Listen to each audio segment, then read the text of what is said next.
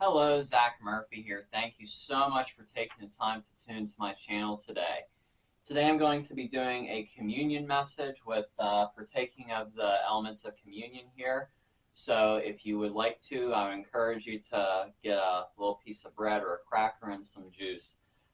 Before I do this, let me open a word of prayer. Heavenly Father, we thank you, Lord, for this opportunity to get into the Word of God. And despite distance or time, Lord, sharing in communion, Lord Jesus. I thank you, Lord, for everybody watching this to be edified and to be stirred up in you, Lord Jesus, for your glory. We give you the praise, glory, and honor. In Jesus' name, amen. So I'm going to read from 1 John, the New King James Version. And we're going to look at chapter 1. 1 John here, chapter 1. Looking at verses 6 through 7, it says, "If we say we have fellowship with him and walk in darkness, we lie and do not practice the truth. But if we walk in the light as he is light, we have fellowship with one another, and the blood of Jesus Christ, his Son, cleanses us from all sin." It is so important that we are people that fellowship in the light of Jesus Christ. He is the light of the world, and we are to walk in the things pertaining to the kingdom of God and the kingdom of light. We need to have nothing to do with the kingdom of darkness and the kingdom of evilness. So many people, there are so many people that have one foot, they think they got one foot in the kingdom of God and one foot in the kingdom of darkness, one foot in the church and one foot in the world. We need to be fully in, we need to be in such fellowship with God that nothing else matters. We need to be so established on the firm foundation of Jesus Christ. And that's what true fellowship is. Letting it be your lifestyle of fellowship here. It's what it says here. It says if you walk in these things, it's not just, having fellowship by just going to church that you have fellowship with God. It's the way you walk that dictates your fellowship. And fellowship with God is communing with him. And that's what communion is all about. It's symbolic of the communion we have access to with God, the oneness that we have with him through what Jesus Christ paid the price for 2,000 years ago. If you turn to 1 Corinthians,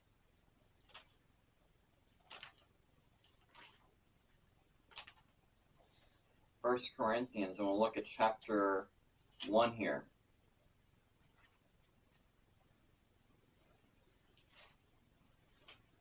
1 Corinthians chapter 1, verse 9, it says, "God is faithful, by whom you were called into fellowship of his Son, Jesus Christ our Lord." If you are a believer, you are called into fellowship of Jesus Christ. You are called into fellowship of Jesus Christ. And it means to walk in fellowship with God every single day. God desires fellowship with us. And, that was severed, with man and God back in the garden when Adam fell, when the first man Adam fell. But thank God for the last Adam, Jesus Christ, who came and paid the price and reconciled us to God, that by faith we can come through the narrow way, Jesus Christ, and be in fellowship with him. We need to realize the fellowship we have in the fruit of the fellowship. The fruit of the fellowship means that we do not walk in darkness, but we walk in light. The more you walk, the more that you have fellowship with God, commune with him daily, the less things of darkness that should dominate your life. When you get saved, there are things that instantly change, and then there are some things that you have to work out. That's why Scripture says to work out your salvation with fear and trembling. It does not mean that your salvation is of your works. Jesus Christ is the one who did the work for your salvation, but there are things that we need to apply, truths that we need to apply to see the fullness of our inheritance in Christ Jesus. You turn to Ephesians chapter 5.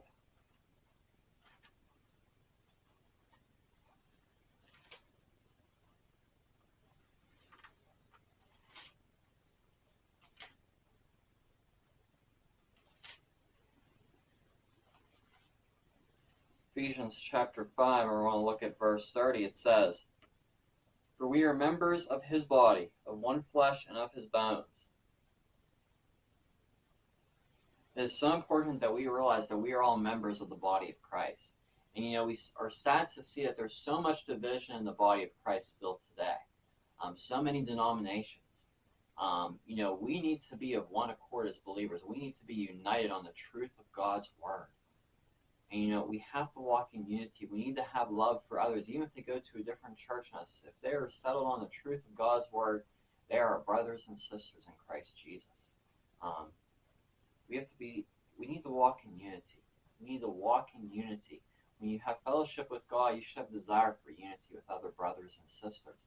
And unity also in the local church, because you can also see, the body in the local church can even become divided at times when there are different cliques that take place. It's so important for people to be plugged in to a good and strong church family. A good and strong church family where people encourage one another, where, it's not all, well, they're not in my clique of people. We need to be in fellowship with one another. That is what we need. That's what the world needs to see, not churches that have their own cliques. Workplaces have their own cliques. The church should not have cliques. We need to be different. The church needs to be different. We need to let go of these things. We need to, be one united family. If you're in a church that's a big church or a small church, everybody needs to be united.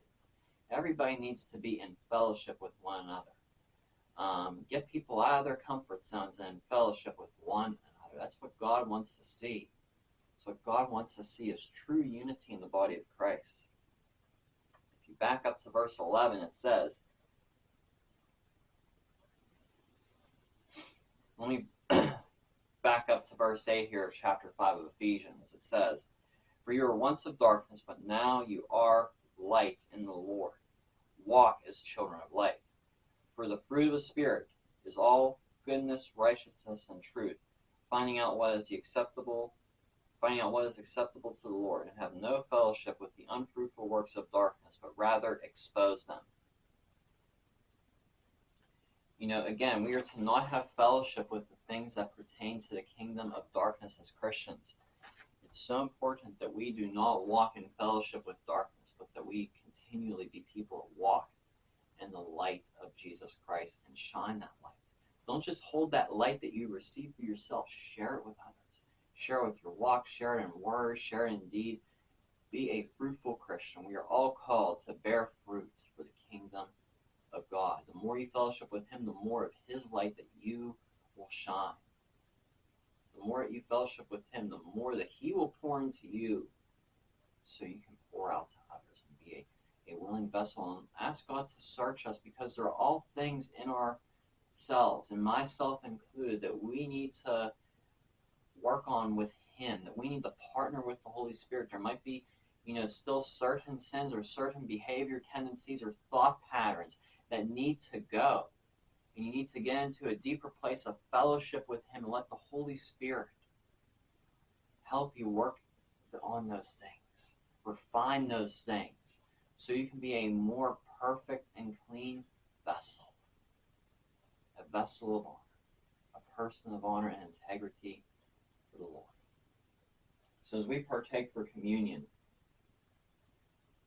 we remember,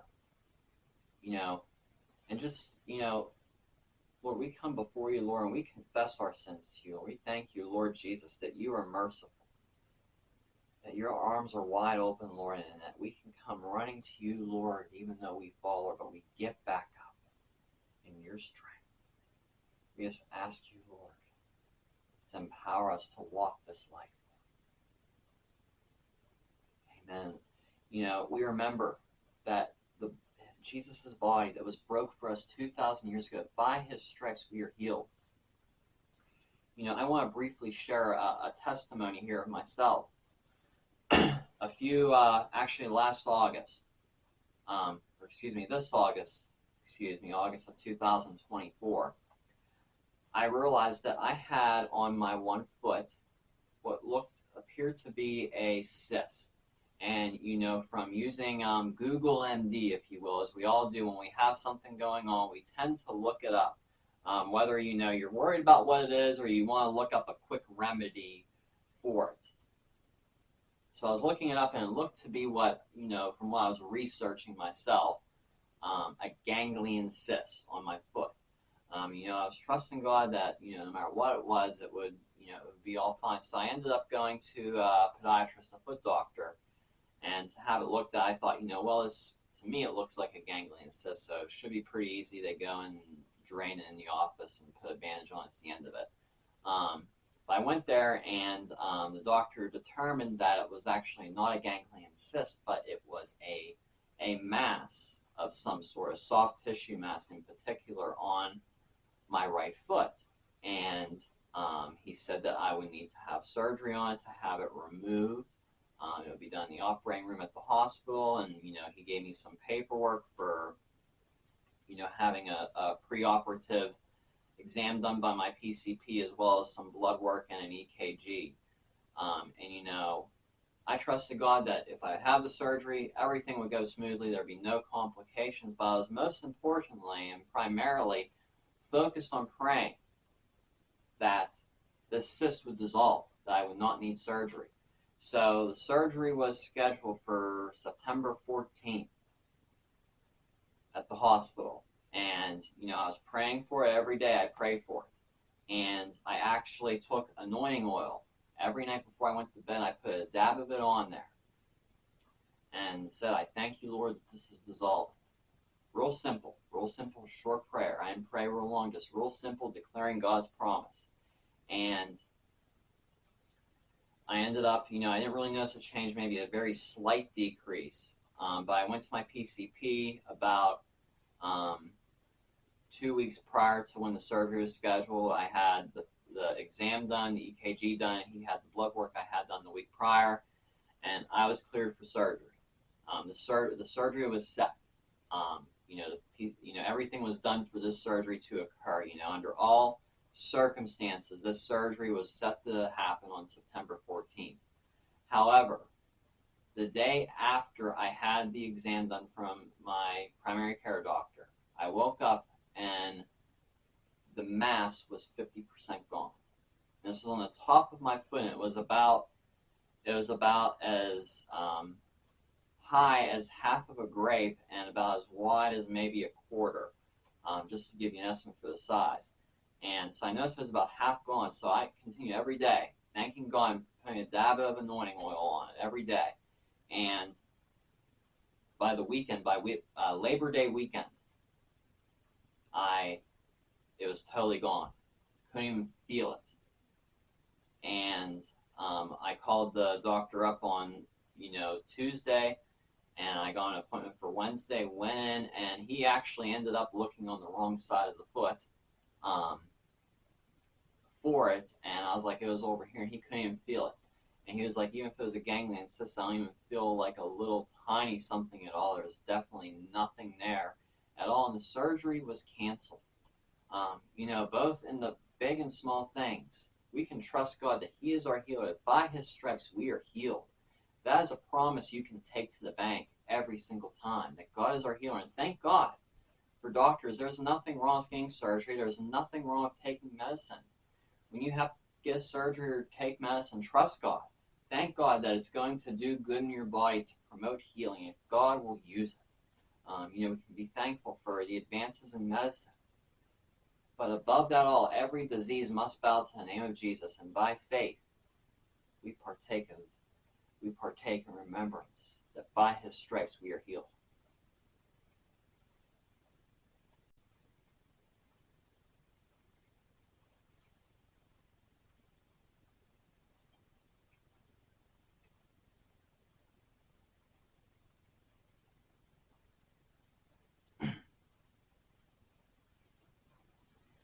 And we also know that His blood was poured out for us 2,000 years ago, that we are redeemed by the blood of the Lamb, the blood of the Lamb of God.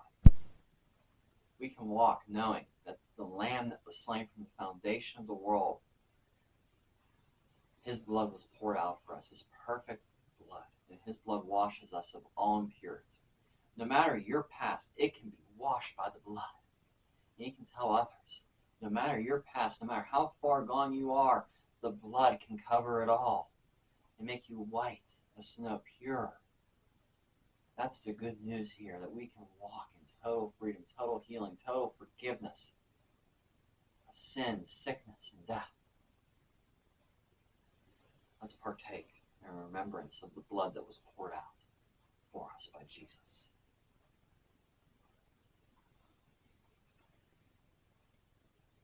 Thank God for the blood of his Son that was poured out for us. I hope this message has encouraged you. God bless you all. Be sure to hit that subscribe button down below and have a great week.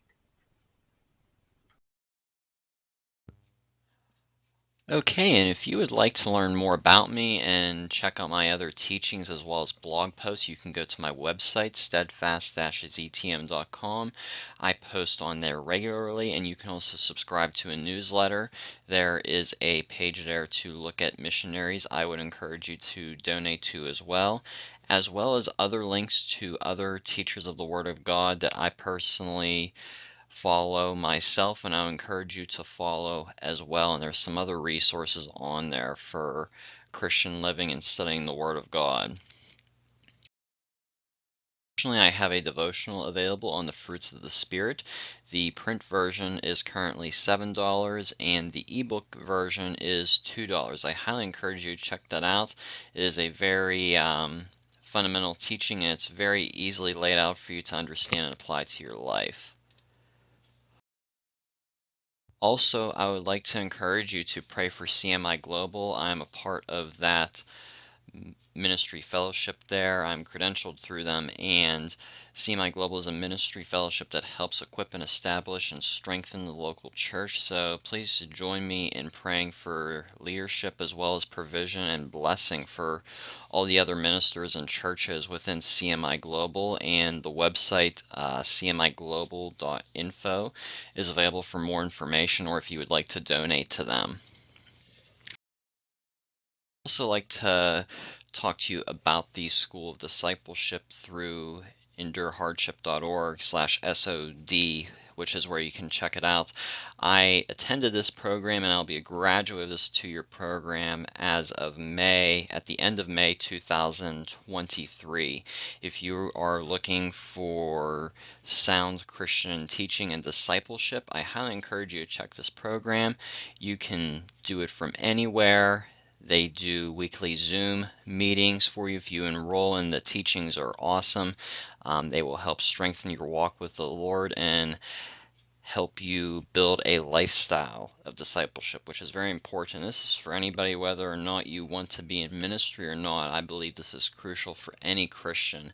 There is just so much given in this school here. It has touched my life, and I know it has touched others, and it's led by Dr. J.P. Price. You can find out more about this school here. I'd highly encourage you to check it out. It's very affordable, very reasonable.